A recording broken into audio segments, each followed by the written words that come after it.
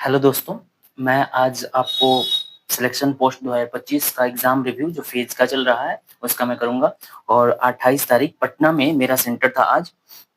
कैसे क्या हुआ, एग्ज़ाम सिनेरियो, क्या एग्ज़ाम पैटर्न चेंज हुआ है और क्या नहीं हुआ है, इस विषय में क्वेश्चन कैसे आ रहे हैं, वो भी बताऊँगा फटाफट। मेरा ज़्यादा टाइम नहीं लूँगा, 5 से 6 मिनट के अंदर मैं कंप्लीट करूँगा इसको।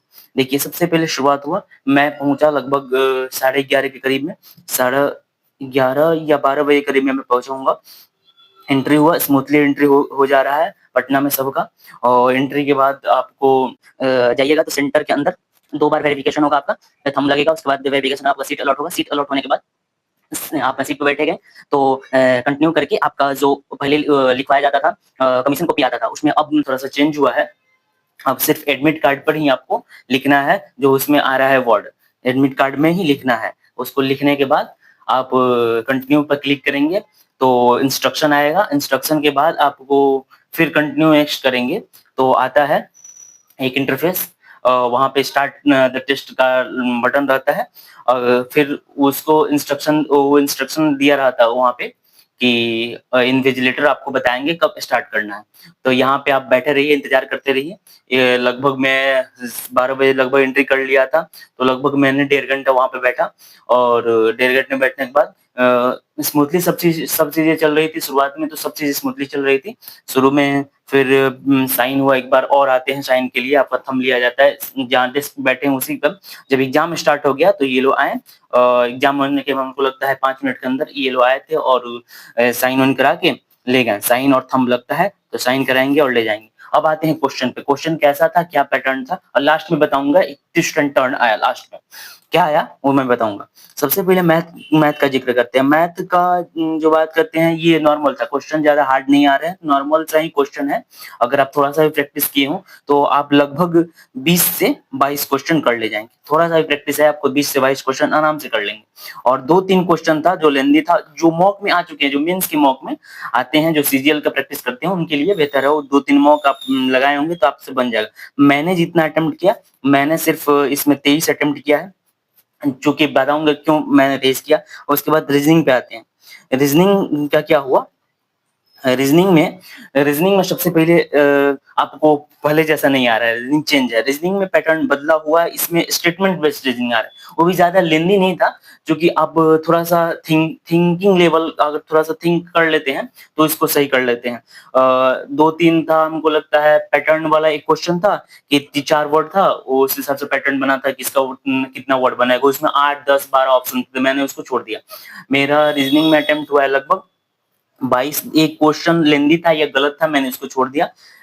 जिसका 68 मेरा आ रहा था, 66 उसमें ऑप्शन में दिया था, इसलिए मैंने उसको छोड़ दिया। लगभग 1-2 और क्वेश्चन था, मैंने छोड़ दिया उसको। 22 अटेम्प्ट मेरा हुआ है और इंग्लिश में मेरा अटेम्प्ट है 25 आउट ऑफ 25, जो कि इंग्लिश ईज़ी था, इसको ईज़ी बोलेंगे। ये बहुत ईज़ी था। एकदम आप अगर प्रीवियस ईयर किए हैं, एक्टिव पैसिव तो पूरा भर-भर के आ रहा है। एक्टिव पैसिव एकदम भर के आ रहा है और एक एंटोनिम सिनोनिम, 2 शायद था एंटोनिम सिनोनिम, 2 फ्रेज़ल वर्ब, एक फ्रेज़ल वर्ब था, एक वन वर्ड सब्स्टिट्यूशन था और ग्रामर से 1-2 क्वेश्चन थे। इस हिसाब से आ रहा है 25 आउट ऑफ 25 मैंने किया है। अब देखिए सही कितना होता है। जीके भी ईज़ी आ रहा है, जीके ज़्यादा लेंथी नहीं है, लेकिन अब 12th लेवल है तो थोड़ा-सा इसका 10+2 लेवल है। 10+2 लेवल का लेवल कितना रहता है उस हिसाब से आ रहा है। जीके ज़्यादा लेंथी तो नहीं था पूछा था।